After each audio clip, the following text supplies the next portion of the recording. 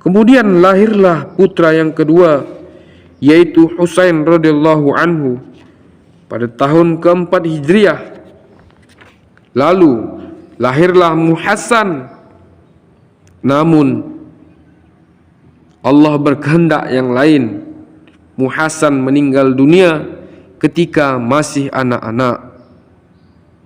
Anak perempuan Fatimah radhiyallahu anha yang bernama Ruqayyah juga meninggal dunia ketika masih kecil. Sehingga hadirin dimuliakan Allah, sebagian ahli tharik tidak menulis mengenai dirinya. Terima kasih sudah klik video ini. Jangan lupa tekan tombol like, tekan subscribe, dan nyalakan tombol notifikasinya. Selamat menonton.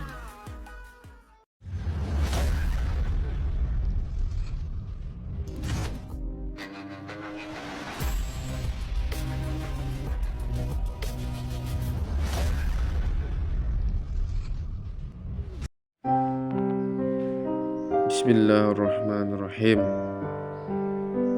Assalamualaikum warahmatullahi wabarakatuh.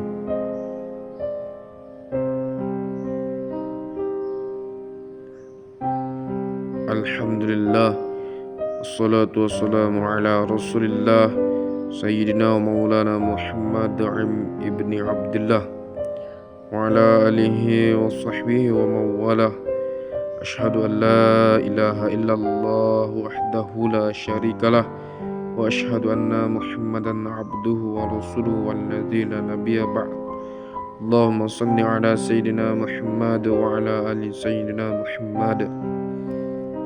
Qalu subhanaka la ilma lana illa ma 'allamtana innaka antal alimul hakim. La haula wa la quwwata illa billahil aliyyil azim. Qala Allah Ta'ala, Bismillahirrahmanirrahim. Wal 'asr innal insana lafi khusr illa alladhina amanu wa 'amilus solihati wa tawassaw bil haqq wa tawassaw bis sabr. Qala Nabi sallallahu alaihi wasallam, qulu ummati yadkhulunal jannata illa man aba. Qila man aba ya Rasul? Man ata'ani dakhalal jannah wa man asani faqad aba. Hadirin saudaraku yang dimuliakan Allah Subhanahu wa taala, inilah kisah anak Rasul sallallahu alaihi wasallam, wanita yang paling kecil, yaitu adalah Fatimah radhiyallahu anha.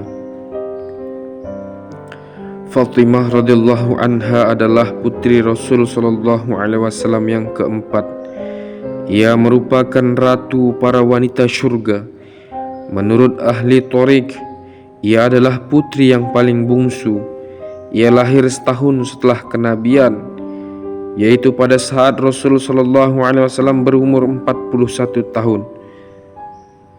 Dalam riwayat yang lain juga tertulis bahwa kelahirannya adalah 5 tahun sebelum kenabian, yaitu ketika Rasulullah sallallahu alaihi wasallam berumur 35 tahun. Dikatakan bahwa nama Fatimah diberikan berdasarkan ilham atau wahyu. Fatimah artinya menahan, yaitu terbebas dari api neraka.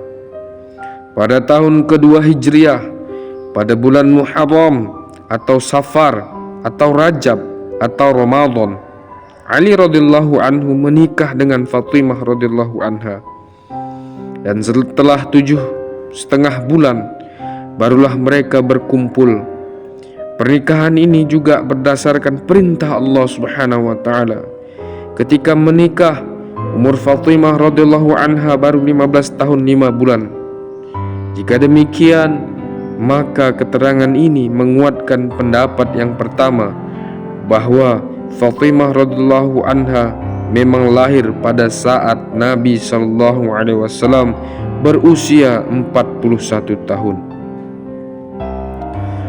Hadirin yang dimuliakan Allah Subhanahu wa taala, pada waktu itu Ali radhiyallahu anhu berusia 21 tahun 5 bulan. Berarti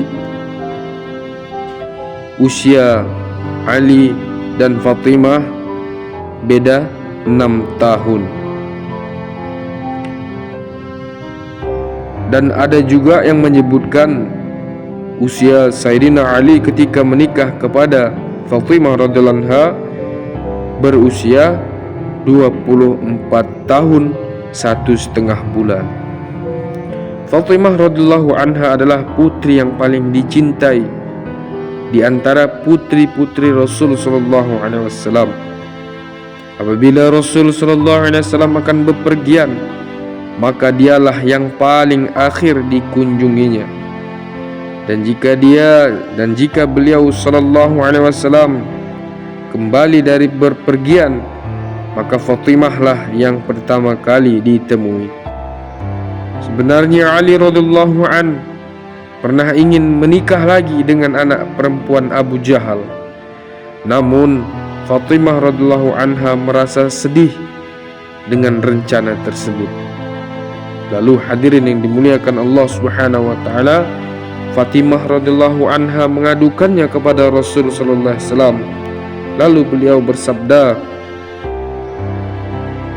Fatimah adalah bagian dari tubuhku. Barang siapa yang menyusahkannya, berarti dia menyusahkanku. Itulah sebabnya selama Fatimah radhiyallahu anha masih hidup, Ali radhiyallahu anhu tidak menikah lagi dengan siapapun. Setelah Fatimah radhiyallahu anha meninggal dunia, barulah Ali radhiyallahu anhu menikah dengan keponakan Fatimah radhiyallahu anha itu sendiri. Hadirin yang dimuliakan Allah, keponakan Sayyidatina Fatimah radhiyallahu anha yaitu adalah Umamah radhiyallahu anha.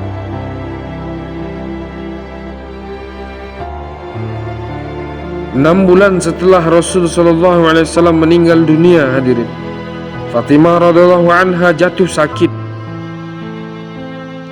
Ia berkata kepada pembantunya, "Aku hendak mandi, siapkanlah air."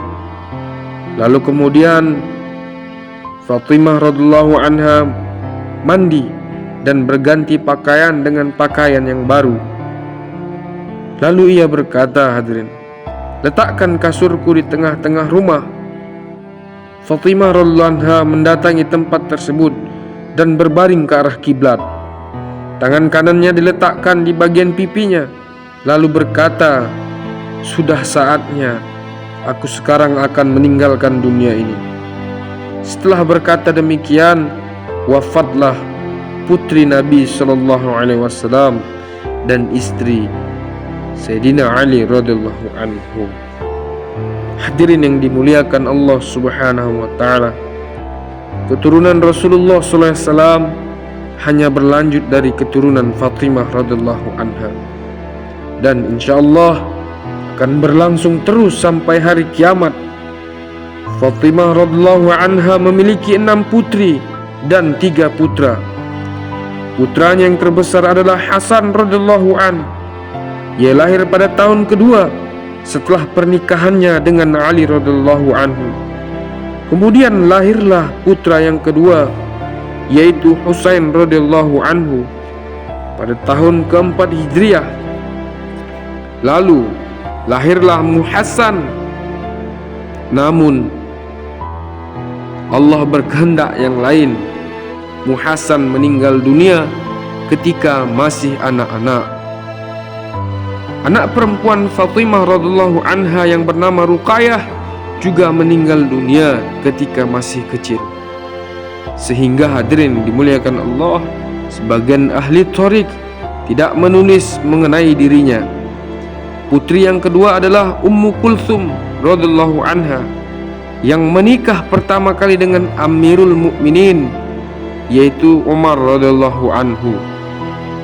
Ia mendapat seorang anak laki-laki yang bernama Zaid dan seorang anak perempuan yang bernama Ruqayyah. Setelah Umar radhiyallahu anhu meninggal dunia, Ummu Kulthum radhiyallahu anha menikah dengan Aun bin Jaffar radhiyallahu anhuma. Darinya dia tidak mendapatkan keturunan. Kemudian Ummi Kulthum radhiyallahu anha menikah lagi hadirin dengan saudara kandung A'un, yaitu Muhammad bin Ja'far radhiyallahu anhuma. Kemudian ia menikah lagi dengan saudara kandung A'un yang lainnya, yaitu Abdullah bin Ja'far radhiyallahu anhuma. Dari pernikahan ini dia tidak mempunyai anak. Hadirin yang dimuliakan Allah Subhanahu wa taala, dan ketika menjadi istri Abdullah bin Ja'far radhiyallahu anhuma, inilah Ummu Kulthum radhiyallahu anha meninggal dunia. Dan pada hari yang sama, anak laki-lakinya Zaid juga meninggal dunia. Akhirnya kedua jenazah ibu dan anak tersebut diberangkatkan ke pemakaman bersama-sama.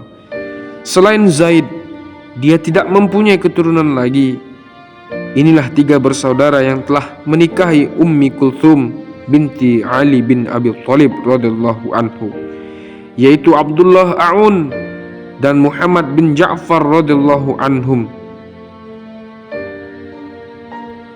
Mereka adalah keponakan Ali bin Abi Thalib radhiyallahu an, putra Ja'far bin Abi Thalib At-Tayya radhiyallahu anhu. Hadirin yang dimuliakan Allah Subhanahu wa taala, anak Fatimah radhiyallahu anha yang ketiga adalah Zainab radhiyallahu anha. Ia menikah dengan Abdullah bin Ja'far radhiyallahu anhuma dan mempunyai dua orang anak laki-laki, yaitu Abdullah dan A'un radhiyallahu anhuma. Keduanya meninggal dunia pada saat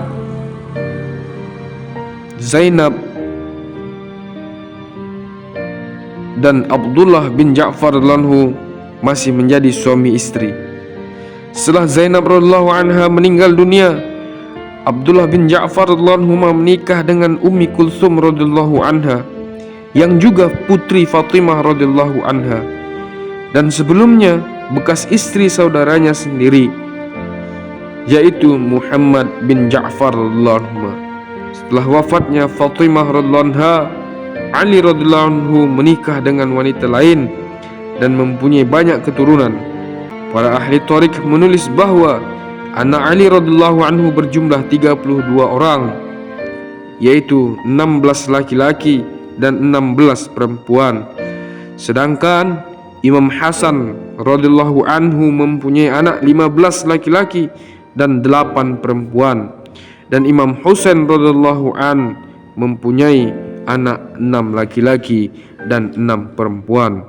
Radhiyallahu ta'ala anhum wa ardhahum ajma'in wa ja'alana bihadayhim muttabi'in wallahu a'lamu wa ilmuhu atam.